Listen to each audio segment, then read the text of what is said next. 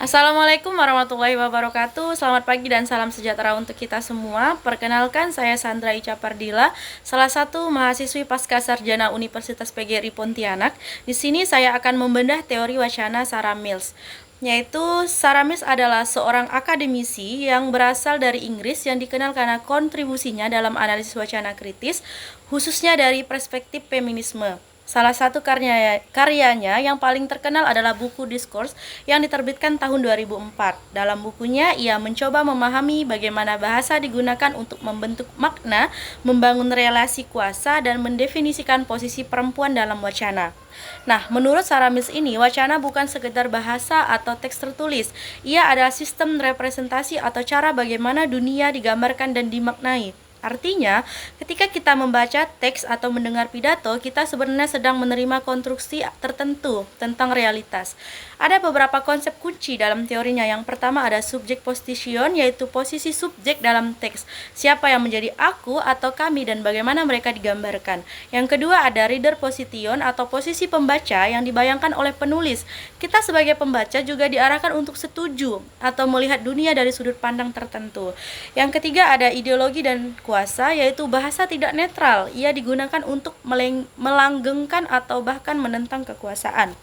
Yang paling khas dari Sarah Mills ini adalah sudut pandangnya yang feminis. Ia menyoroti bagaimana perempuan seringkali direpresentasikan secara tidak adil atau bias dalam teks-teks populer seperti media massa, sastra, bahkan buku pelajaran.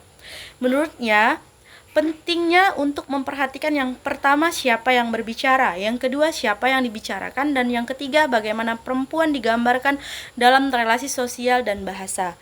Contohnya dalam berita kriminal, seringkali perempuan yang menjadi korban justru digambarkan seolah-olah salah karena cara berpakaian atau sikapnya. Ini menunjukkan bagaimana wacana bisa membentuk opini dan sikap sosial.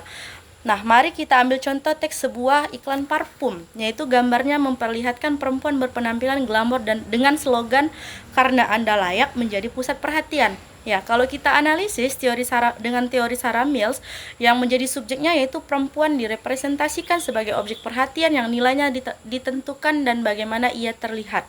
Dan yang kedua, reader position, yaitu pembaca diasumsikan adalah perempuan yang ingin diakui atau dipandang oleh orang lain, terutama laki-laki. Dan yang ketiga ada ideologi, ada konstruksi gender bahwa perempuan harus selalu cantik dan menarik demi validasi sosial. Analisis ini membuka mata kita bahwa teks tidak pernah netral. Di balik kalimat sederhana selalu ada makna sosial dan relasi kuasa yang bekerja. Dan teori Sarah Mills sangat kuat dan mengungkap bias gender yang tersembunyi dalam bahasa, terutama yang tampaknya biasa-biasa saja. Ia membentuk kita lebih kritis terhadap media dan narasi yang kita konsumsi setiap hari.